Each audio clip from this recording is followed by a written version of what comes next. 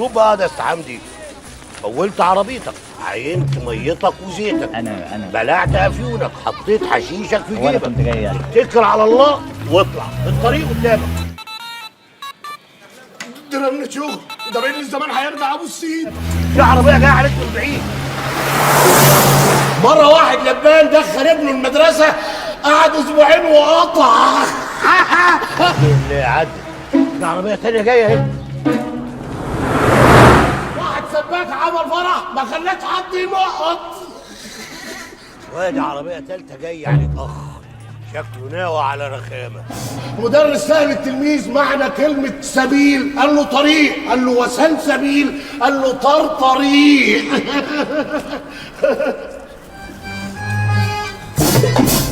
اللي بيتولد ويتربى في منطقة شعبية طبيعي جدا ان المكان بيسيب بصمته عليه في طريقة كلامه، في تفكيره، حتى في تصرفاته وحركاته، لان المناطق الشعبية مليانة شخصيات مختلفة وكل شخصية ليها طابع خاص، من اول البقال اللي تحت البيت اللي بنتعامل معاه كل يوم، والجيران والمواقف اللي بنعيشها كل يوم. كل التفاصيل دي بتتراكم جوانا من غير ما نحس وبتشكل جزء كبير من شخصيتنا. وصلاح عبد الله مش مجرد شخص عادي في منطقة شعبية وخلاص، لا ده اتولد وتربى في 2 من اكتر المناطق الشعبية في مصر. فهل المناطق دي هي السبب في الادوار الشعبية اللي انتشر بيها؟ ده اللي هنعرفه مع بعض في الفيديو ده. بفتكر بولاق دكرور، ما هي بولاق دكرور دي اللي عملت صلاح عبد الله اللي عشت فيها عمري كله. في جمله كده بتقول لك الابداع وليد المعاناه. صلاح عبد الله اتولد في يناير سنة 1955 وتربى وسط الأحياء الشعبية بين بولاق أبو العلا وبولاق الدكرور، والبيئة دي كانت ليها تأثير كبير جدا في تكوين شخصيته، لأنها أثرت عليه في طريقة كلامه وخفة دمه والتلقائية اللي بقت بعد كده واحدة من أهم مميزاته على الشاشة. من وهو صغير كان بيحب الفن والتمثيل، ولما دخل الجامعة بدأ يشارك في مسرح الجامعة، وهناك اكتشف موهبته الحقيقية في التمثيل، وبمرور الوقت حبه للتمثيل والفن زاد جواه أكتر وأكتر، لدرجة إنه قرر يعمل فرقة مسرحية خاصة بيه، وجمع فيها طلبة الجامعة مع الصنايعية والحرفيين وسماها فرقة تحالف الشعب العام. لكن الطريق ما كانش سهل. صلاح فضل فترة طويلة بيدور على فرصة حقيقية يخرج بيها للنور، وأول خطوة مهمة كانت لما انضم لفرقة استوديو 80 مع محمد صبحي، وهناك ما كانش مجرد ممثل لكنه كمان كتب أغاني لعدد من عروض الفرقة، وده كشف عن موهبته في الكتابة جنب التمثيل. ومع الوقت بدأ يظهر في أعمال كتير زي الهمجي، لكن البداية الحقيقية على شاشة التلفزيون كانت في مسلسل سنبل بعد المليون. بعدها شارك في أعمال مهمة زي علي بيه مظهر وفيلم الهروب مع المخرج عاطف الطيب، لكن نقطة التحول الحقيقية كانت مع مسلسل ذئاب الجبل لما قدم شخصية أبو الدبيكي. الدور ده حقق نجاح كبير وخلى اسم صلاح عبد الله بقى معروف للناس. البحر بيضحك لي وانا البحر بيضحك. الله يا غني غريبة.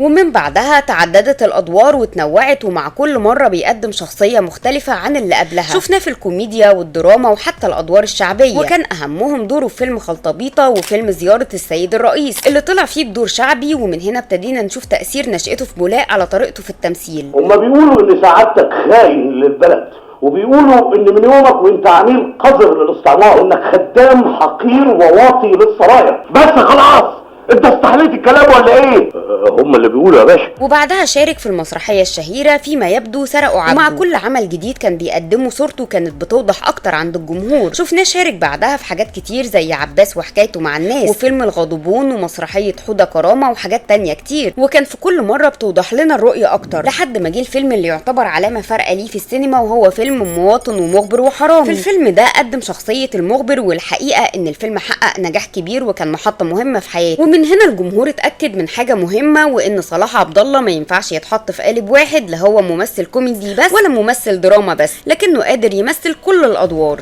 وفي سنة 2003 شفناه في فيلم عسكر في المعسكر مع محمد هنيدي. وبعيدا عن نجاح الفيلم نفسه، لو بصينا عن دوره في الفيلم اللي كان طالع فيه بشخصية حسن كولونيا، هنلاقي ان الشخصية دي من اكتر الشخصيات اللي قدمها ونجحت جدا، وده لانه اتولد واتربى اصلا في المناطق دي، فادى الدور بشكل حقيقي جدا، وده بان لينا من نجاحه. قرية ما تثبتنيش، دول هم يومين بكتير واروح قلبي. لا لا لا بلاش كده عشان خاطري يا نور عيني. ما تبعتنيش. يا حنينه ما تودينيش يا ام بق كبير. نجاح دوره في عسكر في المعسكر ده خلاه يتجه اكتر للادوار الشعبيه اكتر، ده غير ان ادواره بدات تكبر وكمان اختياراته للاعمال بقت احسن من الاول، وده اللي عرفناه من نجاحه في الاعمال بعد كده، لانه كان بيشارك قبل كده في اعمال كان جزء منها ما كانش بيحقق نجاح، وشفناه شارك في فيلم السيد ابو العربي بدور معاطي، واللي الحقيقي حقق نجاح كبير باللهجه البورسعيديه اللي عملها بشكل حلو جدا، واللي اكيد ساعدت في نجاح الشخصيه. يا حمار، قلت لك في العضل مش في النص. نص ايه؟ ايه ده؟ بعدها شفناه في فيلم حماده يلعب وفيلم دم الغزال مع نور الشريف. قول بقى مين حضرتك؟ انا عمك عبده. عمي عبده؟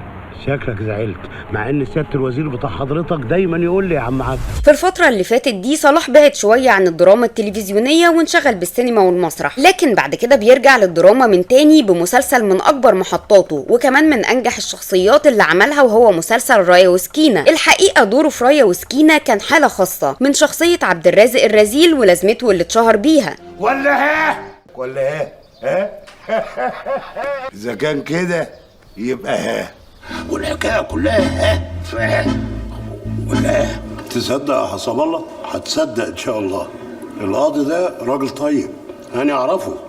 تصينا حكم ها قوي هيريحنا ان شاء الله. بعد كده رجع للسينما من تاني، لكن حب صلاح ليها اوقات كانت بتخلي اختياراته غلط، وده اللي شفناه في فيلم درس خصوصي واللي محققش نجاح بالرغم من انه لسه خارج من تجربه ناجحه جدا. وبعدها شفناه في فيلم العيال هربت بشخصيه ابو عزه، واللي رجع فيها للونه الشعبي من تاني. وبعد ما كان مركز الفتره اللي فاتت في الافلام بس، رجع لنا بمجموعه مسلسلات حققت نجاح كبير وقتها. شفناه في مسلسل سوق الخضار مع فيفي عبده، واللي طلع فيه بشخصيه عبده جزره الشعبيه، ومسلسل حدائق الشيطان اللي طلع فيه بدور صعيدي فكرنا بيه بمسلسل ذئاب الجبل اللي كان بدايه انطلاقه. صلاح دايما كان حريص انه ما يتحصرش في لون واحد، علشان كده كان كل فتره بيختار عمل مختلف يبعده شويه عن الشخصيات الشعبيه اللي اتشهر بيها، وده اللي شفناه في مسلسل سكه الهلالي مع يحيى الفخراني، وفيلم الرهينه اللي طلع فيه بشخصيه الدكتور مكرم. وفي سنه 2007 كان حاضر بقوه في اكتر من عمل، وشفناه في فيلم الشبح ومسلسل الدالي وكمان فيلم كلاشينكوف. طه ابو دقه يتقال له لا لا. ودي كانت فترة بيشارك فيها في أعمال متنوعة، واستمر حضوره في السينما، وشارك بعد كده في أفلام زي كباريه ومسجون ترانزيت مع نور الشريف. وبالمرة تعمل لك عرجتين حلوين قدامهم ورقصهم رقصة العرجة، هيبقى شكلك حلو قوي. الله، هو مش ده الراجل بتاع الأوبرا؟ هو الله، امال فين عادل عرابي؟ ما هو لا ده كده السيستم هنج.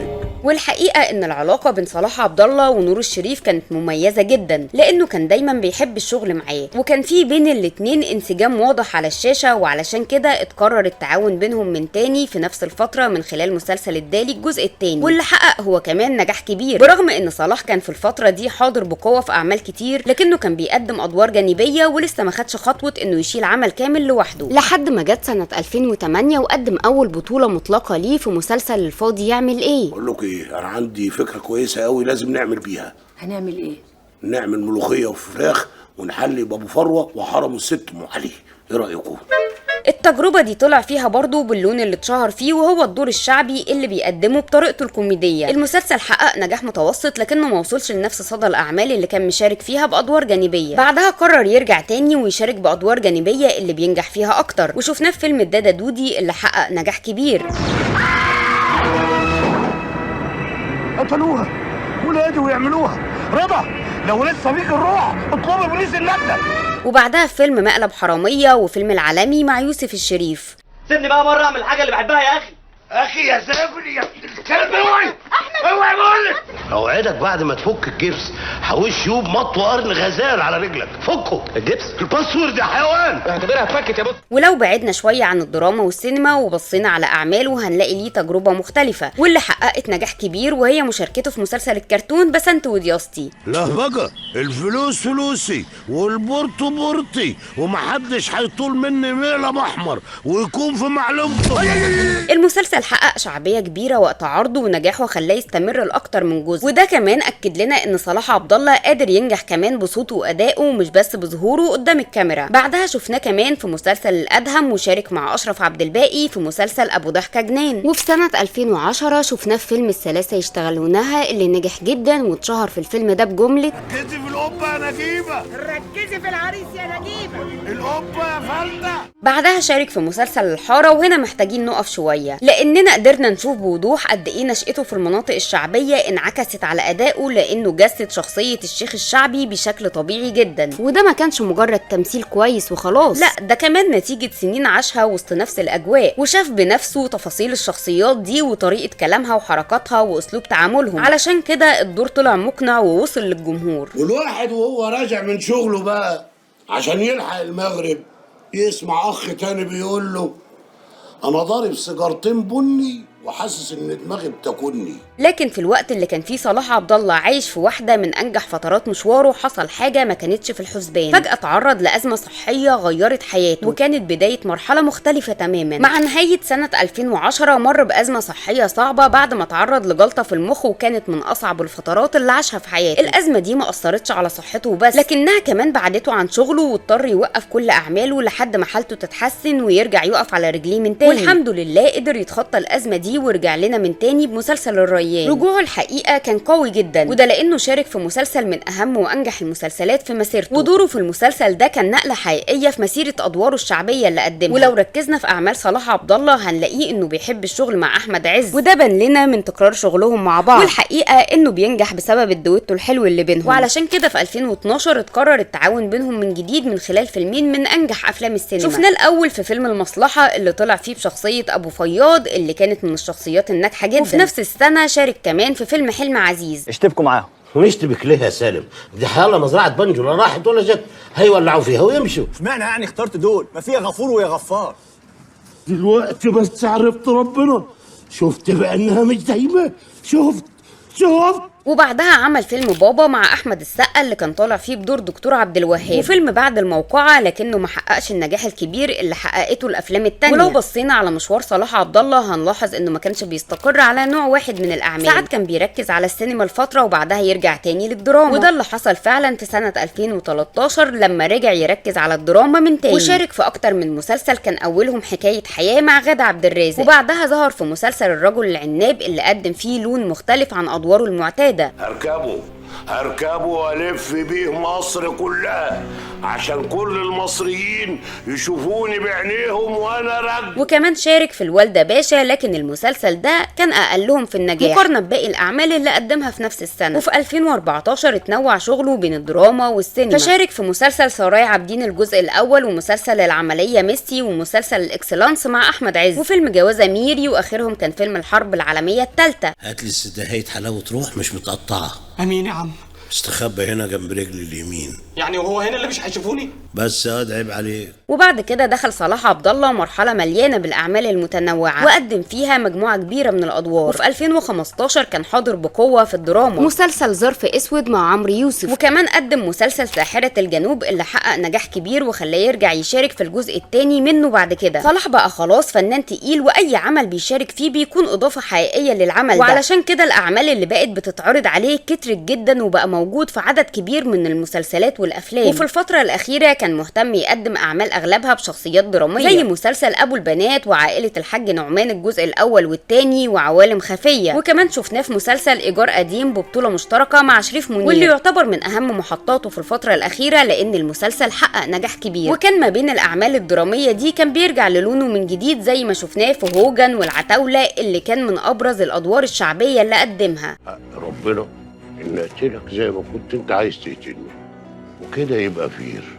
الله، توكلنا على الله. كل شيء اسمه نصيب يا عيشه، والحاجات دي عمرها ما بتتاخد غصب. وكمل بعدها نجاحاته من خلال مشاركته في مسلسل وتقابل حبيب. ولو رجعنا للسؤال اللي بدأنا بيه، هل نشأة صلاح عبد الله هي اللي حصرته في الأدوار الشعبية؟ هنلاقي إنه صحيح نشأته في الأحياء الشعبية كانت السبب في إنه يقدم الشخصيات دي بطريقة خلت الناس تصدقها وتنجح، لكنها عمرها ما كانت السبب في حصره فيها، لأنه في الحقيقة ما اتحصرش في الأدوار الشعبية. هو نجح واتشهر بيها، لكنه كل فترة كان بيختار أدوار مختلفة يبعد بيها عن اللون الشعبي علشان يبان إنه ممثل يقدر يقدم أي شخصية، سواء كانت درامية أو كوميدية أو حتى شخصية بعيدة تماما عن اللي الجمهور اتعود يشوفه فيها. ويمكن يكون سر استمراريته كل السنين دي إنه استخدم نشأته كميزة ساعدته يبني أسلوبه الخاص من غير ما يسمح إنها تحدد نوعية الأدوار اللي يقدر يقدمها.